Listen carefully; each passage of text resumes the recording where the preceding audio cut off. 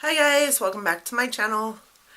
I am starting this video with a rather large apology. I've been MIA for quite some time. This new workplace and schedule has kept me pretty busy. I've been at my store close to 10-hour days almost every day, in addition to the fact that Halloween was in there and spending some time with my kids. And not apologizing for doing what I need to do, but apologizing for putting YouTube on the side. It was never my intention when I started this, and it isn't my intention to do that in the future. I want this YouTube thing. I have fun with this YouTube thing. It is for fun for me, and it is kind of my stress relief. And I notice when I'm not doing it so much that I get a little anxious about some stuff, and not in here playing with my makeup and not in here playing with the camera and talking to you guys, and that affects me. So I'm hoping it's not affecting my channel or your want, will, and desire to be part of my YouTube life. With that being said, today I am doing a video that was supposed to be, according to my schedule and my calendar and what I have going on, supposed to go up on the 1st. So today is not the 1st, today is the 4th, and I am doing my faves and flops for October. So welcome to my channel, and if you're interested in seeing that, here we go. I'm going to start with my faves. I'm sure most of you will know some of these, and if you keep up with me on Instagram or, you know, this channel, you know that one of the items I'm mentioning is pretty much a duh kind of item. But the first item I am going to talk about is actually this Urban Decay Afterglow highlighter, and this is in the color Sin. I love this highlighter. It has quite possibly become, sorry about my little band-aid there, I got my finger open this morning on a Starbucks cup.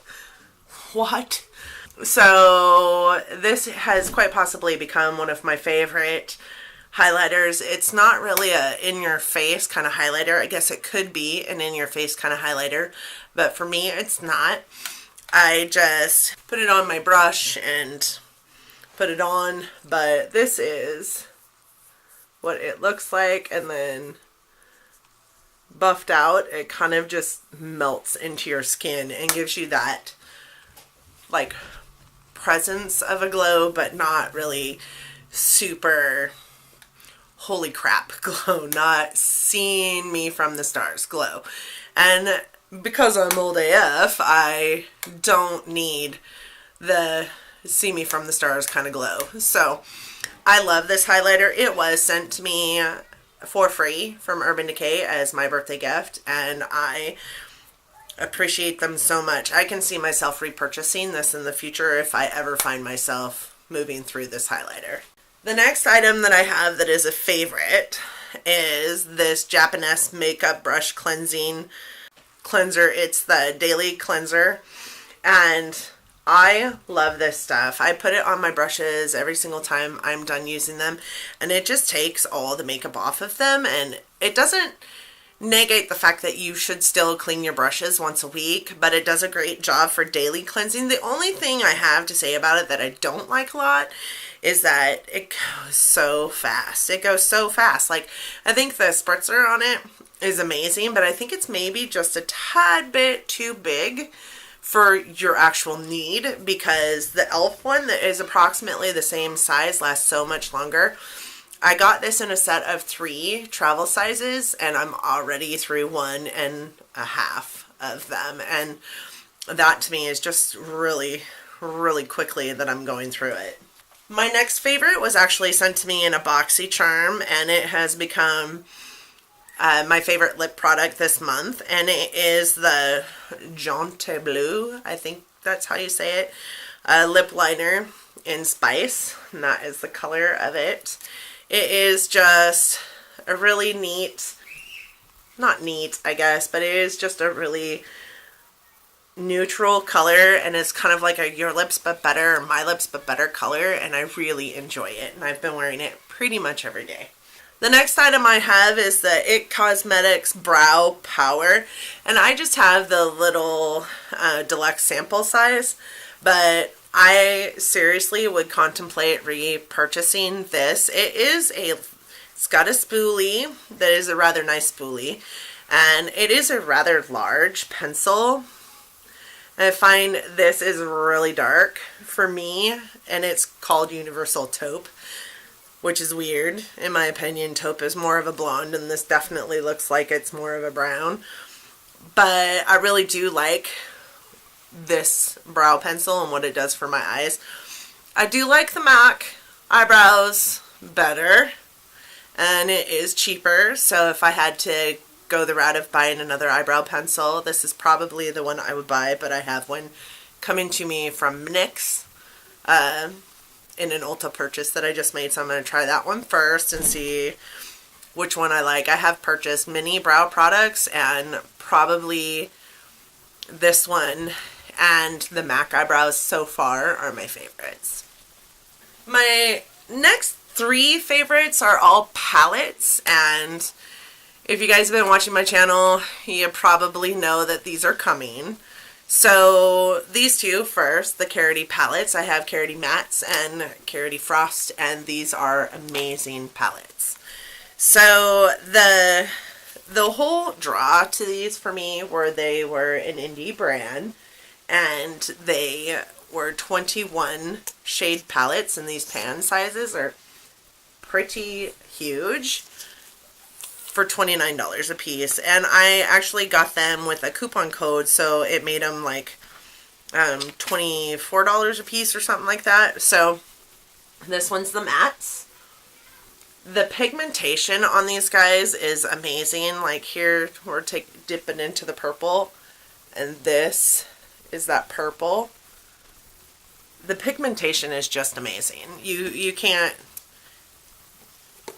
surpass this. It rivals all of my Urban Decay shadows. It, from what I understand, has the same thought process on MAC shadows. They are just so pigmented. Again, here's the Frost palette, and I'm going to go into this red right here. It's just crazy pigmentation on these. And they're really, really decent pan sizes, and the affordability of this product is amazing. Along with the other things that this company does, I'll link the review video on these palettes in here somewhere, maybe up in the cards or down below, but either way, I'll link that review video. This is an amazing product, and I have used these frequently throughout this month. Even trying to get them off my skin, they stain my skin. I have found that these palettes, you almost don't need a setting spray with them. You probably don't need a primer, an eye primer with them. They have some pretty amazing lasting power. My last favorite this month is the only reason why I go is because I've talked about this palette nonstop since I got it, and I did take a little reprieve where I wasn't talking about it, but I have played with it quite a bit. This palette is amazing. It is like, I can't even think of another word to describe it besides amazing, because that's all I keep saying is it's amazing. You guys, I cut my hair today, so it's kind of in this awkward like bobby stage, but in the end I want to A-frame it or A-line it, whatever, because I really like short hair in the back, but I'm really kind of digging the length in the front. But anyways, I'm playing with it an awful lot because it's kind of awkward to me in this place that it is. Anyways, this palette is crazy. It is like, you look at it and you're like, oh my god, what am I going to do with this? But this is quite possibly the most amazing palette in my collection. I get crazy eye looks out of this, and I can also get really simple everyday work eye looks out of this. So depending on what I want to do, this has been, besides the Karity palettes, between the Karity palettes and this one, these are my go-to palettes all month. This is what I've been using. I did a really cool look for Halloween that included, you know, these orangey colors and browns, and I've done green looks with this. I've done this look that I have on today is solidly this palette. I can't think of a palette I'm more pleased to have in my collection than this one right now. It is just out. It's a beautiful palette. It really just is. And I can link the review to this palette as well that I have in my cards or down in my Dropbox. So my flops this month, there's a couple high-end and a couple drugstore items. So my first flop is this IT Cosmetics Bye Bye Under Eye Corrector. I don't find that this actually does a whole lot for correcting my under eyes, if I'm being 100% honest. Like, I dig the bottle. The packaging is pretty amazing, and initially that's probably what I got caught up on. I love that it has this little guy here that has a flap that you can, you know, pull back and take it off so it doesn't dry out. But you really have to dig into this product to get a lot out of it, and it doesn't really just have... It's really tacky. I find that it settles down into, oops, dropping everything all over again. Why not? I find that it settles into my fine lines a lot more than like my Urban Decay Naked Corrector does, or even the Bye Bye Under Eye does, which is really weird because it's made from the same company. I figured it would rise to the top on my list of products that I love, but I definitely don't love that one. The next one is this Makeup Forever Uplight. It is a liquid highlighter. I find this to be just really... So first and foremost, the pump on it, it's really hard to just get a small amount out. You pump it once and like this giant blob comes out. So then you like work it out onto your skin, and it is a pretty highlighter somewhat. I'm getting kind of a shadow here. It's kind of a pretty highlighter, but then you get closer and it's all glitter, guys. It is just all glitter. It's all glitter, and my face is far too old and dry for glitter. I mean, I don't know. Can you, hold on. Can you see it on my finger? The glitter on my finger. It's just all glitter. It's just all glitter. It's not made for my skin. That's all. It's just not made for my skin. If it works for you, super. But I find it to be awful. It's probably the most awful highlighter I've ever put on my skin. It settles into places I don't need it to settle into. It just creates this really old looking flesh on my face. And you know, as old as I am, like, I don't feel like I need to look that old all the time, and like the whole point of makeup is to accentuate your positives, I guess, and it just doesn't. You would think that because it was a cream product it would melt into your skin, and it just doesn't. It sits on top, the glitter just sits on top, it falls all over my face towards the end of the day. Like, I could take just this tiniest amount and just kind of pat it on there, and it's still just glitter everywhere. It's so crazy how much glitter is in that. I mean, even after wiping it off, the glitter is still all over my skin. I don't think you guys can see it, but it is still all over my skin. So the next thing I have is this LA Colors liquid eyeliner, and I got this because one of my dear people in my life told me that they could really easily do a wing with a pot.